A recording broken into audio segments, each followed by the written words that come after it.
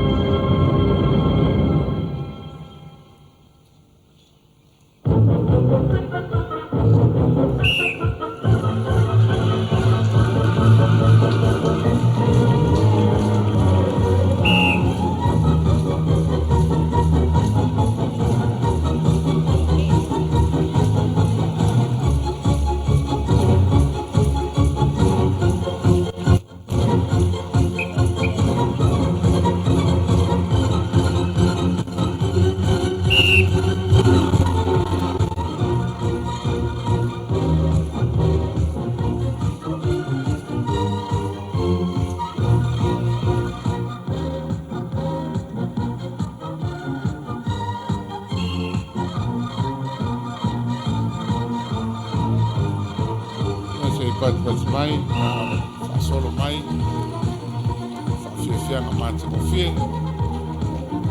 o sa wha, sa parau, angia mai, tanga mai, na si o tātua tunu.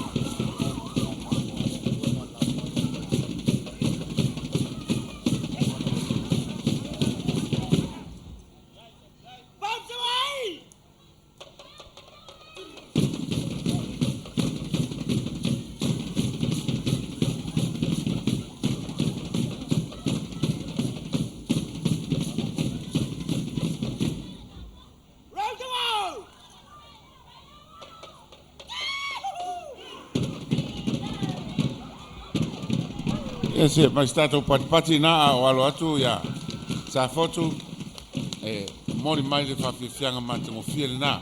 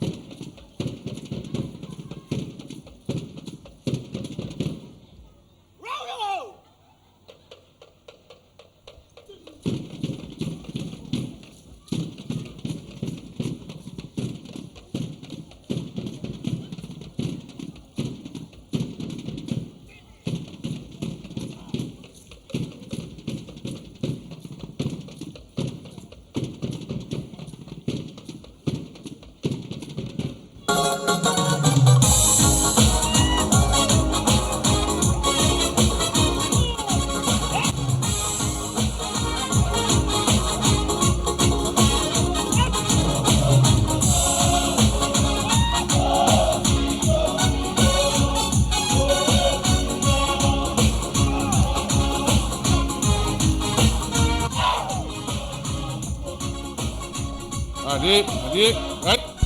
Right, so what? Right off your fear.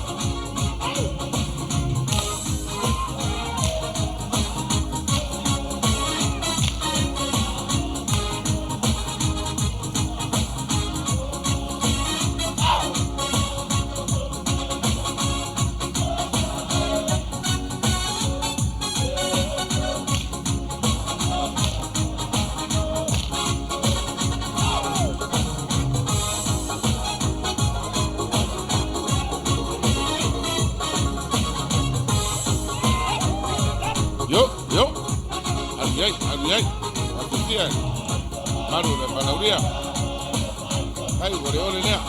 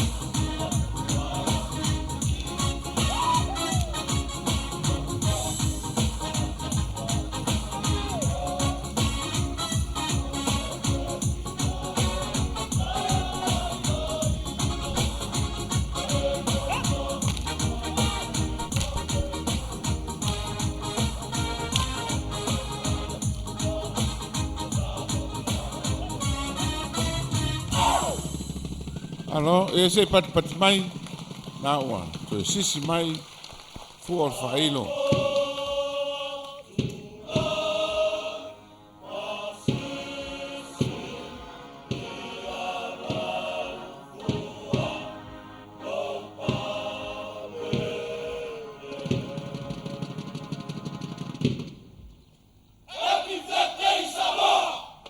Va ftai, e se pat mai na ua mai, na to siva sui fe filoi fa le angano. Leo la alo turuole fi anga sa fotu, anga sa fam sa mlau wala la tu tawalunga. Ana watu ile fi anga vai moso, tu tamal fale mausoli mal metua ya meso lo tu lo une man lewa. Ya, o tu ala foi metu fe man le tu fale ata manu vai moso. Ya sa unu ni mai tatu fa fi fianga, pe a mai ale tawalunga sa fam sa mlau. Pua ia alo mai oe o le kama mangava sa o ia mai le ko o mai le li o le ku ta sia ma kai o savai ia al mai lo fio le ao balo sa ai ka walunga le mako fa fiang lo fio le palmia ia a pe fon mi skao so fu maloloinga ia mala nga mi skama sava I uma o mai la fon ko kupere la ko fa ferrenga lo fa fia ia mungia las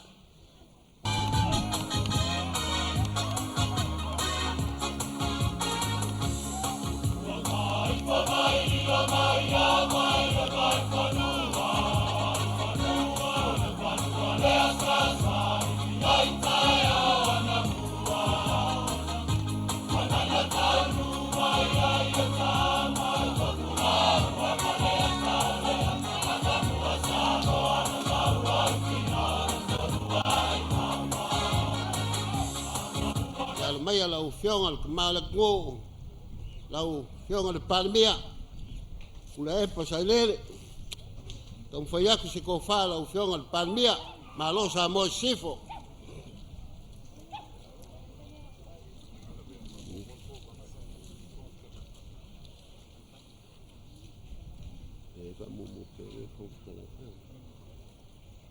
Alo faftai. ya au Right fa ya al mai lau fa kol fua o le fong al mau kol malo sa mo fong klai ya le ko fa Alo faftai. tungal fong klai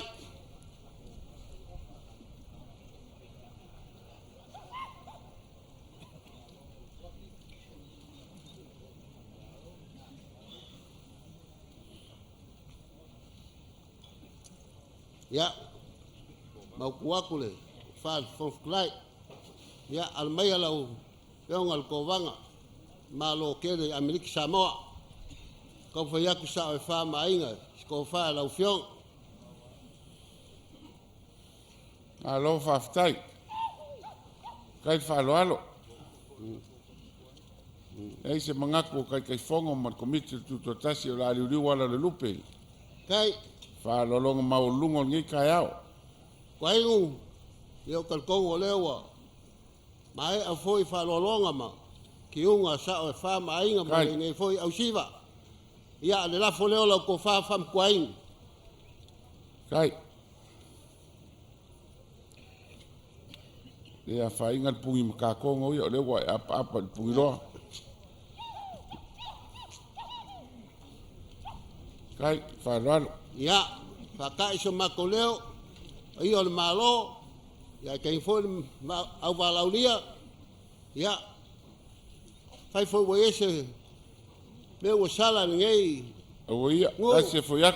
ya fo kasi ai fo o ngau fa moi ia mau ngi meskele wal malo fo kai yo leo mako apa singa mea kawang fai kau ngai fai no ngoi ngale fast full me fiko sanga o ka ko malo sa mo sifo papele o se mako kala ya kawia inga manguia ngi yaso lagi be mala o fiongali kamala kungulo ya malo malo awangi Whengai mangi ngase mangima. Mawala ko whawhakup. Mawala malosi le kinga o wale whengai mi Samoa. Alo whangia fo ele kua lau sunga le paramia. Ia whafuololo soifua.